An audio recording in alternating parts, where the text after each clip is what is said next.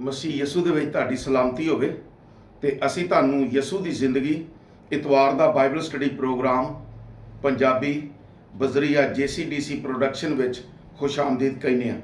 ਤੇ ਮੈਂ ਪਾਦਰੀ ਅਮਜਦ ਇਮਤਿਆਜ਼ ਹੈਦਰਾਬਾਦ ਤੋਂ ਤੁਹਾਡੇ ਅੱਗੇ ਖੁਦਾ ਦਾ ਕਲਾਮ ਲੈ ਕੇ ਹਾਜ਼ਰ ਹੋਇਆ ਵਾਂ। ਤੇ ਅਸੀਂ ਅੱਜ ਯਸੂ ਮਸੀਹ ਦੀ ਜ਼ਿੰਦਗੀ ਦੇ ਵਿੱਚੋਂ ਯਾਨੀ ਇੱਕ ਖਾਸ ਚੀਜ਼ ਵੇਖਾਂਗੇ। ਈਦੇ ਫਸਾ ਨਜ਼ਦੀਕ ਹੈ ਤੇ ਯਸੂ ਮਸੀਹ ਦੀ ਜ਼ਿੰਦਗੀ ਦਾ ਚੌਥਾ ਸਾਲ ਹੈ। ਯਾਦ ਰੱਖੋ, ਯਸੂ ਮਸੀਹ ਨੇ ਆਪਣੀ ਖਿਦਮਤ ਤਕਰੀਬਨ 3.5 ਸਾਲ ਕੀਤੀ ਹੈ ਤੇ ਇਹ ਚੌਥੇ ਸਾਲ ਦਾ ਵਾਕਿਆ ਹੈ ਜਿਹਦੇ ਤੇ ਅੱਜ ਗੱਲ ਕਰਨ ਲੱਗੇ ਹਾਂ। ਯਸੂ ਮਸੀਹ ਯਰੂਸ਼ਲਮ ਚ ਗਿਆ ਤੇ ਲੋਕਾਂ ਨੂੰ ਪਤਾ ਲੱਗਾ ਕਿ ਹਰ ਈਦ ਤੇ ਯਸੂ ਯਰੂਸ਼ਲਮ ਚ ਆਉਂਦਾ ਹੈ ਤੇ ਯਸੂ ਮਸੀਹ ਵੀ ਜਾ ਰਿਹਾ ਸੀ। ਤੇ ਲੋਕਾਂ ਨੇ ਕੀ ਕੀਤਾ ਕਿ ਲੋਕ ਸਾਰੇ ਇਕੱਠੇ ਹੋਏ ਤੇ ਉਹਨਾਂ ਸਲਾਹ ਕੀਤੀ ਕਿ ਅਸੀਂ ਯਸੂ ਨੂੰ ਅੱਜ ਮਿਲਾਂਗੇ। ਕਿਉਂ ਮਿਲਾਂਗੇ? ਮੇਰੀ ਗੱਲ ਤੇ ਜ਼ਰਾ ਗੌਰ ਕਰਿਆ ਜੇ। ਲੋਕਾਂ ਨੇ ਜਦੋਂ ਸੁਣਿਆ ਆ ਕੇ ਕਿ ਯਸੂ ਮਸੀਹ ਨੇ 4 ਦਿਨ ਦੇ ਮੁਰਦੇ ਸ਼ਖਸ ਨੂੰ ਜ਼ਿੰਦਾ ਕੀਤਾ ਤੇ ਉਹਦਾ ਨਾਮ ਲਾਜ਼ਰ ਹੈ। 4 ਦਿਨ ਦਾ ਮਰਿਆ ਸ਼ਖਸ ਜਿਹਦੀ ਭੈਣ ਨੇ ਆਖਿਆ ਹੁਣ ਤੇ ਉਹਦੇ ਵਿੱਚ ਕੀੜੇ ਪੈ ਗਏ ਹੋਣਗੇ, ਲੇਕਿਨ ਉਸ ਮਰੇ ਹੋਏ ਸ਼ਖਸ ਨੂੰ ਯਸੂ ਮਸੀਹ ਨੇ ਆਵਾਜ਼ ਮਾਰੀ, ਲਾਜ਼ਰ ਨਿਕਲਿਆ, ਤੇ ਉਹ ਕਬਰ ਚੋਂ ਬਾਹਰ ਨਿਕਲ ਆਇਆ। ਲੋਕਾਂ ਨੇ ਵੇਖਿਆ ਤੇ ਹੈਰਾਨ ਹੋ ਗਏ ਤੇ ਇਹ ਗੱਲ ਸਾਰੇ ਲੋਕਾਂ 'ਚ ਬੜੀ ਮਸ਼ਹੂਰ ਹੋਈ ਕਿ ਲਾਜ਼ਰ ਜ਼ਿੰਦਾ ਹੋਇਆ, 4 ਦਿਨ ਦਾ ਮਰਿਆ ਹੋਇਆ, ਕਬਰ ਦੇ ਵਿੱਚੋਂ ਯਸੂ ਮਸੀਹ ਨੇ ਜ਼ਿੰਦਾ ਕਰਕੇ ਕੱਢਿਆ। ਲੋਕਾਂ ਵਾਸਤੇ ਬੜੀ ਨਵੀਂ ਗੱਲ ਤੇ ਅਨਹੋਣੀ ਸੀ, ਜਿਹੜਾ ਮੋਜਜ਼ਾ ਇਹਨੂੰ ਆਂਦੇ ਨੇ ਕਿ ਜਿਹੜਾ ਇਨਸਾਨੀ ਸੋਚ ਤੋਂ ਵੱਧ ਕੇ ਹੋਵੇ। ਲੋਕ ਯਸੂ ਨੂੰ ਮਿਲਣਾ ਚਾਹੁੰਦੇ ਸਨ ਤੇ ਹਰ ਈਦੇ ਫਸਾ ਤੇ ਯਾਨੀ ਜਿਹੜੀ ਵੀ ਈਦ ਹੁੰਦੀ ਸੀ, ਲੋਕ 10-10 ਦਿਨ ਪਹਿਲੋਂ ਯਰੂਸ਼ਲਮ ਚ ਆ ਜਾਂਦੇ ਹਨ ਤੇ ਆ ਕੇ ਡੇਰੇ ਲਾਉਂਦੇ ਸਨ ਤੇ ਨਾਲੇ ਖੁਸ਼ੀ ਦਾ ਇਜ਼ਹਾਰ ਕਰਦੇ ਸਨ ਤੇ ਨਾਲੇ ਮਿਲਦੇ ਸਨ। ਤੇ ਵੱਡੀ ਗੱਲ ਇਹ ਹੁੰਦੀ ਸੀ ਕਿ ਸਾਰੇ ਲੋਕ, ਸਾਰੇ ਯਹੂਦੀ ਜਦੋਂ ਇਕੱਠੇ ਹੁੰਦੇ ਹਨ ਨਾ, ਤੇ ਉਹਨਾਂ ਦੀ ਆਪਸ ਦੇ ਵਿੱਚ ਵੀ ਬੜੀ ਮਿਲਣਸਾਰੀ ਹੁੰਦੀ ਸੀ ਤੇ ਈਦ ਤੇ ਹੀ ਸਾਰੇ ਇਕੱਠੇ ਹੁੰਦੇ ਸਨ। ਐਤਕੀ ਜਿਹੜੇ ਲੇਟ ਆਉਣਾ ਚਾਹੁੰਦੇ ਸਨ ਉਹ ਵੀ ਟਾਈਮ ਨਾਲ ਆ ਗਿਆ, ਉਹ ਵੀ ਪਹਿਲੋਂ ਆ ਗਿਆ ਕਿ ਅਸੀਂ ਯਸੂ ਨੂੰ ਵੇਖਾਂਗੇ ਤੇ ਨਾਲੇ ਲਾਜ਼ਰ ਨੂੰ ਵੇਖਾਂਗੇ, ਕਿਹੜਾ ਸ਼ਖਸ ਹੈ ਜਿਹਨੂੰ 4 ਦਿਨ ਮਰ ਗਏ ਹੋਏ ਸਨ, ਮਰਿਆ ਹੋ ਗਏ ਹਨ ਤੇ ਉਹ ਜ਼ਿੰਦਾ ਹੋ ਗਿਆ। ਲੋਕ ਆਏ ਤੇ ਜਦੋਂ ਯਰੂਸ਼ਲਮ ਸ਼ਹਿਰ ਦੇ ਵਿੱਚੋਂ ਉਹਨਾਂ ਨੂੰ ਪਤਾ ਲੱਗ ਗਿਆ ਕਿ ਯਸੂ ਹਰ ਈਦ ਤੇ ਆਉਂਦਾ ਹੈ ਤੇ ਉਹਨਾਂ ਕੀ ਕੀਤਾ, ਸ਼ਹਿਰੋਂ ਬਾਹਰ ਗੇਟ ਤੇ ਖਲੋ ਗਏ ਤੇ ਸਲਾਹ ਕਰਦੇ ਨੇ ਪਏ ਵੀ ਹੁਣ ਕਿਸੇ ਟਾਈਮ ਹੀ ਆ ਸਕਦਾ ਹੈ। ਤੇ ਜਦੋਂ ਯਿਸੂ ਮਸੀਹ ਆਪਣੇ ਸ਼ਾਗਿਰਦਾਂ ਦੇ ਨਾਲ ਆਉਂਦਾ ਹੈ ਤੇ ਯਿਸੂ ਮਸੀਹ ਨੇ ਵੇਖ ਲਿਆ ਕਿ ਲੋਕ ਇਕੱਠੇ ਹੋਏ ਨੇ ਤੇ ਯਿਸੂ ਮਸੀਹ ਨੇ ਕੀ ਆਖਿਆ ਆਪਣੇ 2 ਸ਼ਾਗਿਰਦਾਂ ਨੂੰ, ਇੰਜ ਕਰੋ, ਸ਼ਹਿਰ ਦੇ ਅੰਦਰ ਜਾਓ ਤੇ ਜਦੋਂ ਫਾਟਕ ਲੰਘ ਕੇ ਅੰਦਰ ਜਾਓਗੇ ਨਾ ਤੇ ਤੁਹਾਨੂੰ ਇੱਕ ਬੱਚਾ ਖੋਤੀ ਦਾ ਮਿਲੇਗਾ, ਗੱਧੇ ਦਾ ਬੱਚਾ, ਅਸੀਂ ਪੰਜਾਬੀ 'ਚ ਖੋਤੀ ਦਾ ਕਹਿੰਦੇ ਹਾਂ, ਉਹ ਮਿਲੇਗਾ। ਉਹਦੇ ਤੇ ਹਾਲੀ ਕਿਸੇ ਨੇ ਸਵਾਰੀ ਨਹੀਂ ਕੀਤੀ ਹੋਏਗੀ ਤੇ ਤੁਸੀਂ ਇੰਜ ਕਰੋ, ਉਹਨੂੰ ਖੋਲ ਕੇ ਤੇ ਲੈ ਆਓ। ਯਿਸੂ ਮਸੀਹ ਦੀ ਆ ਗੱਲ ਸੁਣ ਕੇ ਸ਼ਾਗਿਰਦ ਆਂਦੇ ਨੇ, ਅੱਛਾ। ਤੇ ਯਿਸੂ ਮਸੀਹ ਨੇ ਨਾਲ ਹੀ ਕਹਿ ਦਿੱਤਾ, ਜੇ ਕੋਈ ਤੁਹਾਨੂੰ ਪੁੱਛੇ ਇਹਨੂੰ ਕਿੱਥੇ ਲੈ ਕੇ ਚੱਲੇ ਹੋ, ਕੌਣ ਹੋ ਤੁਸੀਂ, ਤੇ ਉਹਨੂੰ ਇਹ ਆਖਿਆ ਜੇ ਕਿ ਉਸਤਾਦ ਨੂੰ ਇਹਦੀ ਲੋੜ ਹੈ। ਸ਼ਾਗਿਰਦ ਗਏ, ਬੱਚਾ ਉਹਨਾਂ ਵੇਖਿਆ ਤੇ ਖੋਲਿਆ, ਤੇ ਮਾਲਕਾਂ ਨੇ ਪੁੱਛਿਆ, ਹਾਂ ਬਈ ਉਹ ਕਿੱਥੇ ਲੈ ਕੇ ਚੱਲੇ ਹੋ? ਤੇ ਉਹ ਆਂਦੇ ਨੇ, ਇਹਨੂੰ ਉਸਤਾਦ ਦੀ ਲੋੜ ਹੈ। ਉਹਨਾਂ ਫਿਰ ਅੱਗੇ ਕੋਈ ਗੱਲ ਨਹੀਂ ਕੀਤੀ ਤੇ ਲੈ ਕੇ ਆ ਗਏ। ਮੇਰੇ ਭਰਾਓ, ਖੁਦਾ ਦੇ ਖਾਦਮੋ, ਇਹ ਗੱਲ ਸਮਝ ਲਵੋ।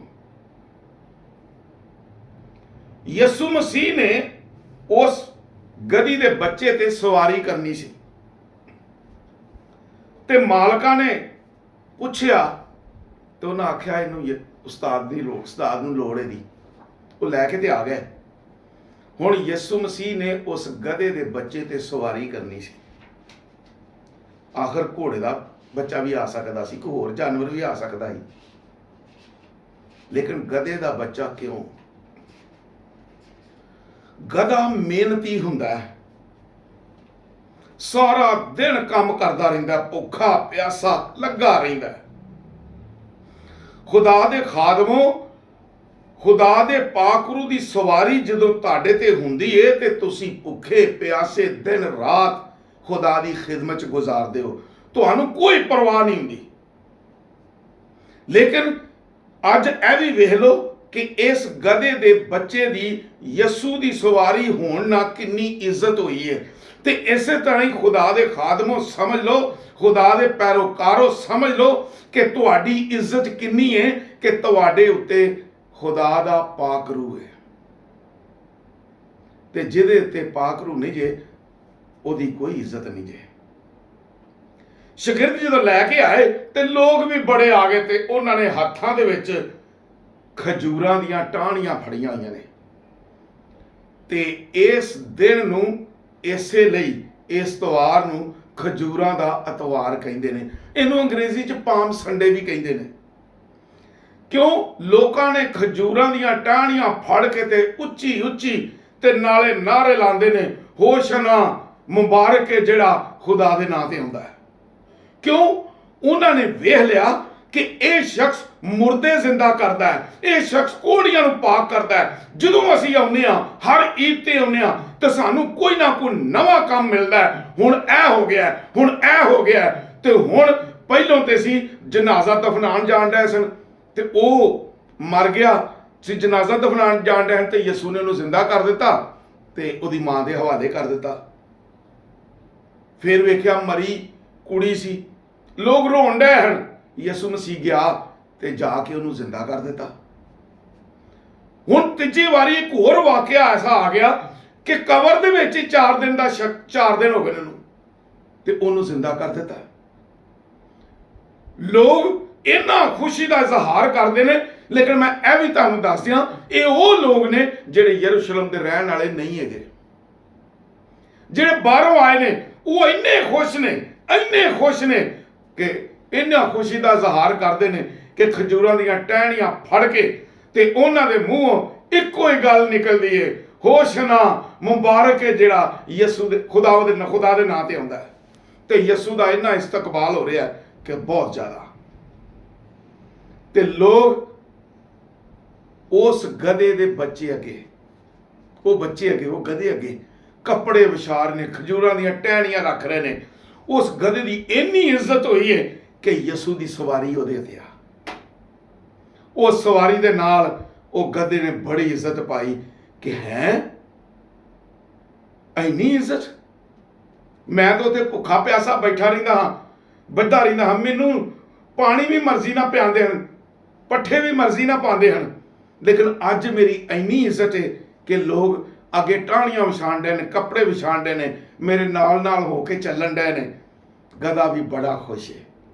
ਇਸ ਤਰ੍ਹਾਂ ਭਰਾਓ, ਅੱਜ ਇਮਾਨਦਾਰ ਵੀ ਬੜਾ ਖੁਸ਼ ਹੈ, ਖੁਦਾ ਦਾ ਖਾਦਮ ਵੀ ਬੜਾ ਖੁਸ਼ ਹੈ ਕਿ ਖੁਦਾ ਦੇ ਪਾਕਰੂ ਦੀ ਸਵਾਰੀ ਹੈ, ਤੇ ਖੁਦਾ ਸਾਨੂੰ ਜਿੱਧਰ ਚਾਹੁੰਦਾ ਲੈ ਕੇ ਜਾਂਦਾ ਹੈ। ਜਿਸ ਤਰ੍ਹਾਂ ਯਿਸੂ ਜਿੱਧਰ ਚਾਹੁੰਦਾ ਉਸ ਗਧੇ ਨੂੰ ਲੈ ਕੇ ਜਾਣ ਡਿਆ। ਲੋਕ ਖੁਸ਼ੀਆਂ ਦਾ ਇਜ਼ਹਾਰ ਕਰਦੇ ਨੇ ਤੇ ਨਾਲੇ ਖੁਸ਼ ਹੁੰਦੇ ਨੇ, ਤੇ ਨਾਲੇ ਇੱਕ ਦੂਜੇ ਨੂੰ ਦੱਸਦੇ ਨੇ ਪਏ ਕਿ ਆ ਵੇ ਯਿਸੂ।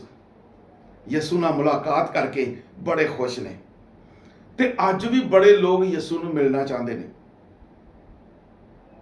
ਦੇਖੋ ਉਹ ਯਿਸੂ ਦੇ ਉਹਨੇ ਇੱਕ ਮਨਸੂਬਾ ਬਣਾਇਆ। ਮੈਂ ਅਕਸਰ ਪੈਗਾਮ 'ਚ ਦੱਸਣਾ ਕਿ ਯਿਸੂ ਨੂੰ ਮਿਲਣਾ ਹੋਵੇ, ਯਿਸੂ ਨਾਲ ਗੱਲਬਾਤ ਕਰਨੀ ਹੋਵੇ, ਖੁਦਾ ਨਾਲ ਗੱਲਬਾਤ ਕਰਨੀ ਹੋਵੇ ਤਾਂ ਕੋਈ ਮਨਸੂਬਾ ਬਣਾਓ ਤੇ ਉਹਦੇ ਨਾਲ ਮੁਲਾਕਾਤ ਕਰੋ। ਤੇ ਅੱਜ ਦਾ ਦਿਨ ਪਾਮ ਸੰਡੇ ਯਾਨੀ ਖਜੂਰਾਂ ਦੇ ਇਤਵਾਰ ਦਾ ਦਿਨ ਹੈ ਤੇ ਯਿਸੂ ਦਾ ਇਸਤਕਬਾਲ ਯਰੂਸ਼ਲਮ ਦੇ ਵਿੱਚ ਹੋ ਰਿਹਾ ਹੈ ਤੇ ਬਾਦਸ਼ਾਹ ਹੋ ਕੇ ਹੋ ਰਿਹਾ ਹੈ। ਇੱਥੋਂ ਬੜੀ ਅੱਗ ਲੱਗੀ ਏ ਸਰਦਾਰ ਕਾਹਿਨ ਨੂੰ ਵੀ ਤੇ ਕਾਹਿਨਾਂ ਨੂੰ ਵੀ ਤੇ ਯਹੂਦੀਆਂ ਨੂੰ ਵੀ। ਉਹਨਾਂ ਦੇ ਅੰਦਰ ਹੋਰ ਬੁਗਜ਼ ਭਰ ਗਿਆ ਤੇ ਹੋਰ ਦੁਸ਼ਮਣੀ ਭਰ ਗਈ ਏ। ਉਹ ਯਿਸੂ ਦੇ ਖਿਲਾਫ ਹੋ ਗਏ ਨੇ, ਲੇਕਿਨ ਲੋਕ ਯਿਸੂ ਦਾ ਇਸਤਕਬਾਲ ਕਰਨ ਰਹੇ ਨੇ। ਅੱਜ ਦਾ ਦਿਨ ਯਿਸੂ ਦੇ ਨਾਲ ਖੁਸ਼ੀਆਂ ਮਨਾਉਣ ਦਾ ਦਿਨ ਹੈ ਤੇ ਯਿਸੂ ਦਾ ਇਸਤਕਬਾਲ ਕਰਨ ਦਾ ਦਿਨ ਹੈ। ਤੇ ਅੱਜ ਕਿਉਂ ਨਾ ਅਸੀਂ ਆਪਣੇ ਦਿਲਾਂ ਨੂੰ ਖੋਲੀਏ ਤੇ ਆਪਣੇ ਦਿਲਾਂ ਵਿੱਚ ਯਿਸੂ ਮਸੀਹ ਦਾ ਇਸਤਕਬਾਲ ਕਰੀਏ ਕਿ ਖੁਦਾਵੰਦ ਯਿਸੂ ਤੂੰ ਮੇਰੇ ਅੰਦਰ ਆ। ਅਸੀਂ ਇਕੱਠੇ ਰਹਿੰਦੇ ਆ, ਨਾਲੇ ਗੱਲਾਂ ਕਰਨੇ ਆ। ਯਾਦ ਰੱਖੋ ਇਹ ਗੱਲ ਯਿਸੂ ਮਸੀਹ ਨੇ ਵੀ ਕਹੀ ਹੈ ਕਿ ਦਰਵਾਜ਼ਾ ਖੋਲ, ਮੈਂ ਤੇਰੇ ਅੰਦਰ ਆ ਕੇ ਤੇਰੇ ਨਾਲ ਬਹਿ ਕੇ ਖਾਣਾ ਵੀ ਖਾਣਾ ਚਾਹਨਾ ਤੇ ਤੇਰੇ ਨਾਲ ਗੱਲਬਾਤ ਵੀ ਕਰਨਾ ਚਾਹਨਾ। ਤੇ ਅੱਜ ਆਪਣੇ ਅਸੀਂ ਦਿਲਾਂ ਦੇ ਦਰਵਾਜ਼ੇ ਖੋਲੀਏ ਤੇ ਅੱਜ ਦਾ ਖਜੂਰਾਂ ਦਾ ਇਤਵਾਰ ਅਸੀਂ ਯਿਸੂ ਦੇ ਨਾਲ ਮਨਾਈਏ।